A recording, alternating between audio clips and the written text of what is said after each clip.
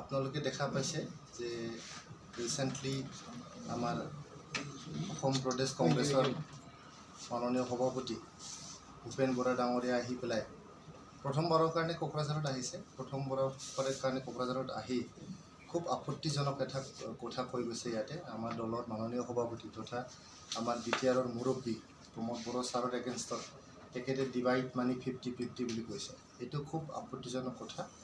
আমি তেখেতক ধিক্ষাৰ দিছোঁ আৰু তেখেতে নিজেই কংগ্ৰেছৰ সভাপতি হৈ পেলাই কংগ্ৰেছ পাৰ্টি 50-50 কৰিলে।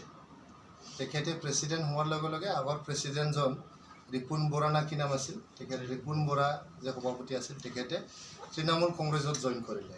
গতিকে আমাৰ ভূপেন বৰা ডাঙৰীয়া নিজে কংগ্ৰেছত যিহেতু ফৰ্মুলা লৈছে ডিভাইড কংগ্ৰেছ 50-50, ইয়াত আহি পেলাই তেখেতে ডিভাইড মানি 50-50 বুলি আমাৰ সভাপতিজনৰ এগেইনষ্টত মাননীয় সভাপতি প্ৰমোদ বড়ো ডাঙৰীয়াৰ এগেইনষ্টত তেখেতে কৈছে। তেখেত কৈ যোৱাৰ পিছতে এটা ডিজাইন আমি দেখা পাইছোঁ, এটা পেটাৰ্ণ আমি দেখা পাইছোঁ। ডিজাইনটো হ'ল আগৰ পৰাই যিহেতু BPF আৰু কংগ্ৰেছ একেলগে তেখেতসকলে মহাজোঁট হৈ যোৱাবাৰৰ MLA ইলেকশ্যন খেলিছে, অসমৰ এছেম্বলি ইলেকশ্যনটো তেখেতসকলে খেলিছিল মহাজোঁট হৈ পেলাই। এই মহাজোঁটটো এতিয়াও ভাঙা নাই।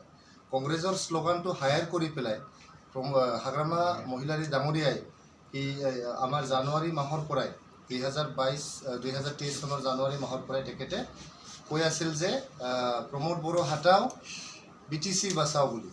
আনফালে মানে কংগ্ৰেছে কৈ আছিল যে মোদী হাটাও দেশ বচাও, নৰেন্দ্ৰ মোদী হাটাও দেশ বচাও বুলি কৈ আছিল তেখেতসকলে।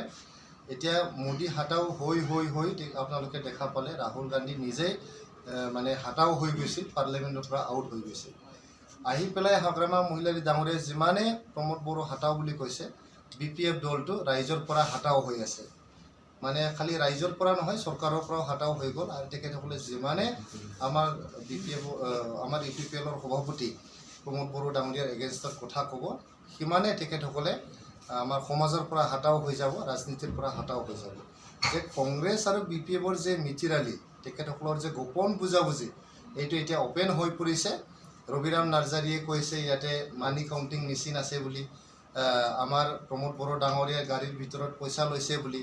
তো তেখেতে যে ইমান যদি জানে, ইমান যদি তেখেতসকলে দেখা পাইছে, আহি পেলাই কিয় এছেম্বলিত আমাৰ বিটিআৰৰ এছেম্বলিত ক'বলৈ সৎ সাহস নাই? কিয় আহিব পৰা নাই এছেম্বলিত? ৰাইজৰ প্ৰতিনিধি হৈ পেলাই আজি আপোনালোকে দেখা পাইছে যে কোনোদিন এইবিলাক ইছ্যু এছেম্বলিত তেখেতসকলে উত্থাপন কৰিব পৰা নাই বিটিআৰ এছেম্বলিত। গতিকে আজি কংগ্ৰেছৰ নিৰ্দেশত আমাৰ BPF দলে যেনেকৈ কংগ্ৰেছে কয়, কংগ্ৰেছে যেনেকৈ ইনষ্ট্ৰাকশ্যন দিয়ে, তেনেকৈ BPF দল ইয়াতে নাচি আছে।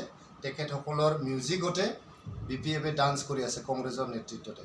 গতিকে কংগ্ৰেছ আৰু BPFৰ আগৰ যিখিনি এলায়েন্স আছিল মহাজোঁট, এইটো ফেইল হৈছে, অনাগত দিনতো ফেইল হ'ব।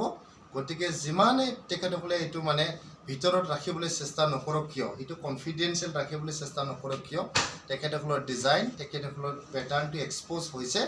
আৰু কংগ্ৰেছ আৰু BPFৰ যিখিনি ডিজাইন আমাৰ UPPL, BJP আৰু GSP এলায়েন্সৰ, NDA এলায়েন্সৰ এগেইনষ্টত, এইটো সদায় ফেইল হ'ব। আপোনালোকে দেখা পাব অনাগত ইলেকশ্যনবোৰত তেখেতসকলক ৰাইজে ৰিজেক্ট কৰিব।